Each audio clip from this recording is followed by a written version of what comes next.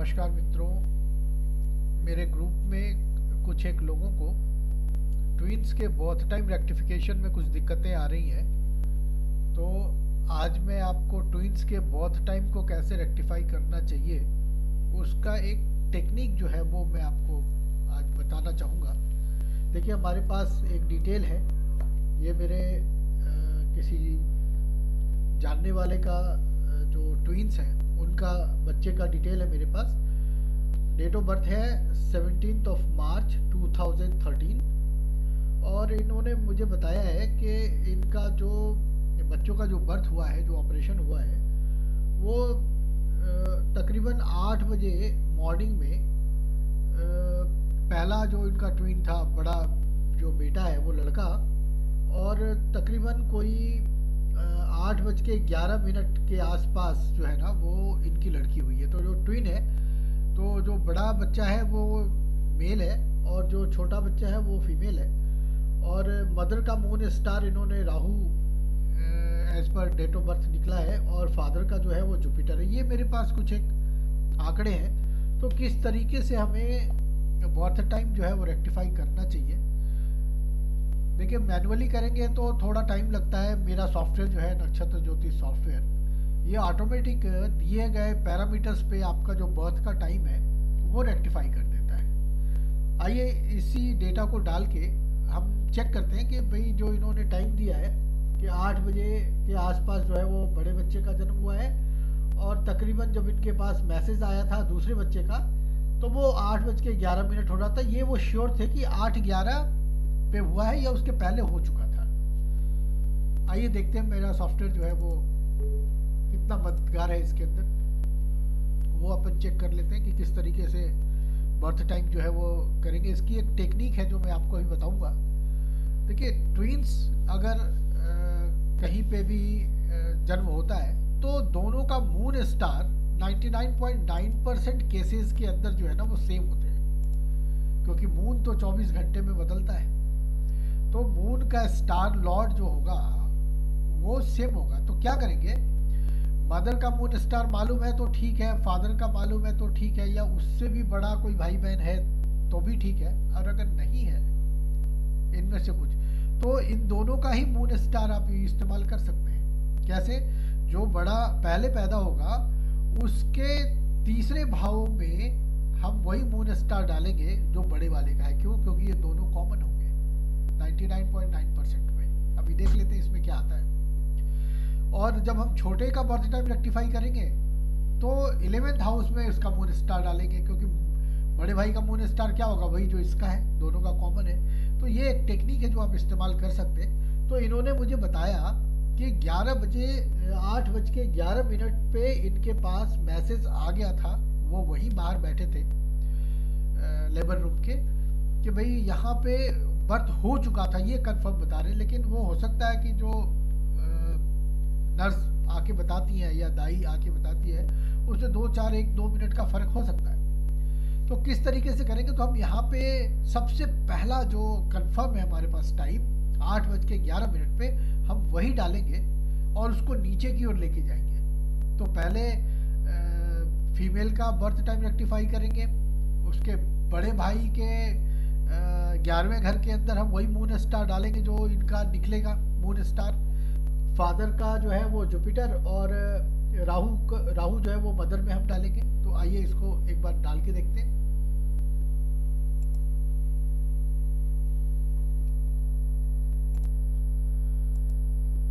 हम यहाँ पे नाम रखेंगे ट्विन, है ना, फीमेल चाइल्ड। ठीक है, यहाँ पे हम, ये हमारा कंपलसरी है मेल और फीमेल, क्योंकि यहीं से वो डेटा जो है वो लेता है बर्थ टाइम के लिए। और हम इसमें जो कैटेगरी डालेंगे वो हम BTR डाल देंगे। इन्होंने बताया था कि ये 17 मार्च 2013 को इनका बर्थ हुआ है, और सुबह के 8:11 डालेंगे, क्योंकि यही एक टाइम है जो कंफर्म वो बता पा रहे हैं।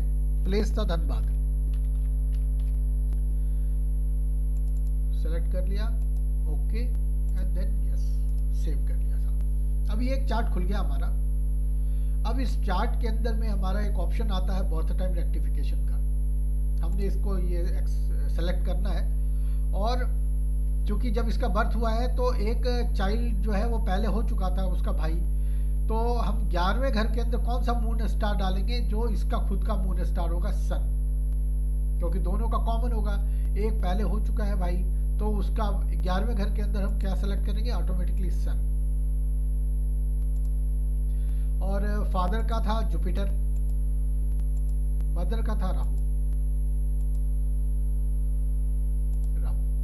अब ये हमने सारा डेटा सेलेक्ट कर लिया। ये पैरामीटर्स में हमारे को दिखा रहा है कि एसेंडेंट जो है वो मून का स्टार लॉर्ड फेल हो रहा है, मदर का जेनेटिकल कनेक्शन के हिसाब से राहु पास हो जाता है, 9th में फादर का फेल होता है, 11th का भाई का पास हो जाता है, जेंडर ऑफ नेटिव पास हो जाता है, लेकिन बाकी जो एसेंडेंट के को रूलिंग, सन और मून के को रूलिंग है वो फेल हो जाता है ना।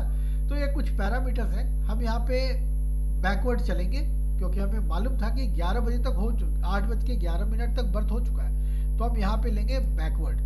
अब देखिए ये ऑटोमेटिकली सारे पैरामीटर्स पे आपको ये चेक करके बताएगा कि आपका जो बर्थ है वो कहाँ पे हो सकता है। इसने बताया 8:07 है ना, 8:07 इसने पहला बताया है। अब इसको हम लैंडमार्क की तरह इस्तेमाल करेंगे क्योंकि यहां तक बर्थ हो चुका था। अब क्या करते हैं, इसको क्लोज कीजिए और इसे सेव कर लीजिए, सेव द चार्ट। ठीक है, अब आपने क्या करना है यहाँ पे, अब एक दोबारा जो है वो चार्ट कास्ट कीजिए, क्योंकि हमें सॉफ्टवेयर में बीटीआर कराने के लिए जो डेटा भरा था उसमें अब की बारी हमें नेटिव में जो जेंडर है वो मेल सेलेक्ट करना है ताकि उसका आर्क बराबर फिट बैठे। तो हम क्या करेंगे, यहाँ पे न्यू चार्ट, ट्विन,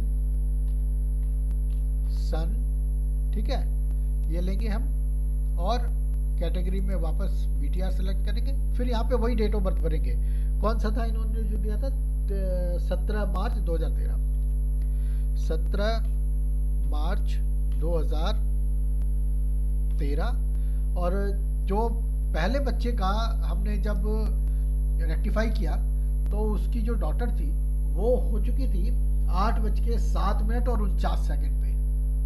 अब हम यही वाला टाइम डालेंगे तो उसके बाद जो रेक्टिफिकेशन में टाइम आएगा उसको हम एज्यूम करेंगे कि ये उसके एल्डर ब्रदर का हो सकता है या नेटिव के फर्स्ट चाइल्ड का हो सकता है। ये आप इस्तेमाल करेंगे इसको। तो आप यहाँ पे वो टाइम डालें जो आपने रेक्टिफिकेशन में लिया था, 8:07 साहब, प्लेस था धनबाद। ठीक है, यहाँ से आप प्लेस सेलेक्ट कर लीजिए, ये हो गया, सेव कर लीजिए। उसके बाद वापस हम बर्थ टाइम रेक्टिफिकेशन का ऑप्शन सेलेक्ट करेंगे और यहाँ पे क्या डालेंगे, अब बारी आई थर्ड हाउस की। क्यों, ये तो जो इसकी कर रहे हैं वो बड़ा भाई है, इसकी एक छोटी बहन है जिसका मून स्टार भी वही होगा जो कि जातक का है। तो हम थर्ड हाउस में यहाँ पे मून स्टार डालेंगे। मदर का था राहु, चौथे घर में हम राहु सेलेक्ट करेंगे और 9th हाउस में था फादर का था जुपिटर, तो हम यहाँ जुपिटर सेलेक्ट करेंगे। फिर इसको हम बैकवर्ड ही लेके चलेंगे। क्यों बैकवर्ड लेके चलेंगे, अब आप देखिए ये इसने जो दिखाया 1 सेकेंड, तो 1 सेकेंड में तो नहीं हो सकता, इसको अगेन नेक्स्ट करते हैं 43, फिर करेंगे, चलते जाइए, क्योंकि 3 सेकंड में बच्चे का जन्म होना असंभव लगता है ट्विंस का। अब आप देखिए ये क्या टाइम रेक्टिफाई करके देता है आपको, 7:57:53 है ना, 7:57:53 इसको आप क्लोज कर लीजिए और यहाँ पे अपडेट करके इसे सेव कर लीजिए। देखिए टेक्निकली भी आप किसी डॉक्टर को पूछेंगे कि क्या 1 सेकंड के बाद ही ट्विंस हो सकता है, तो बोलेंगे नहीं, पॉसिबल नहीं है। 2 सेकंड बाद, 3 सेकंड बाद नहीं, इतनी स्पीड से वो चीज़ नहीं हो सकती और एक साथ दोनों को पुल आउट भी नहीं कर सकते। तो हमने इसलिए इसको स्किप किया और उसके बाद जो आया वो डायरेक्टली आता है 7:57 और 53 सेकंड, जो कि फिजिबल भी लगता है कि दोनों के अंदर जो डिफरेंसेस आए हैं वो इतने हो सकते हैं। अब क्या है, ये तो हमारा जो सॉफ्टवेयर है वो पैरामीटर्स के ऊपर आपको सारी डिटेलिंग तो दे देता है कि यहाँ पे किसी सोल ने बॉडी का पोजीशन लिया है। अब पास्ट इवेंट से आप इसको टैली करा सकते हैं। आप बोलेंगे साहब बच्चे का पास्ट इवेंट क्या, तो बच्चे का नहीं है तो पेरेंट्स का तो होगा, पेरेंट्स की तो शादी हुई होगी, तो जिस दिन शादी हुई है उस दिन आप इसी के चार्ट से चेक कर सकते हैं। ये इकलौता ऐसा सॉफ्टवेयर है जिसमें आप सैकड़ों साल पीछे जाके इवेंट, उनके खानदान का किसी का भी इवेंट चेक कर सकते हैं। दादाजी की डेथ कब हुई, दादाजी की शादी कब हुई, कोई दुर्घटना कब हुई, पिताजी की शादी कब हुई, नौकरी कब लगा। आप 9th हाउस को रोटेट करके बना लीजिए। ये ऐसा अद्भुत जो एस्ट्रोलॉजिकल मेथड है गस्पल इंटरलिंक का, ये हर चीज़ बयान करता है। तो आप इसी प्रकार से देखिए, और कोई पास्ट इवेंट है बच्चे के, पेरेंट्स के या उनकी फैमिली में, उससे भी आप टैली कर सकते हैं। और इसी प्रकार से इसको करना चाहिए। आप बारंबार प्रयास करें, आप देखिएगा एक टाइम ऐसा आएगा जब आपका कॉन्फिडेंस जो है वो बहुत ग्रो करेगा और आप इसमें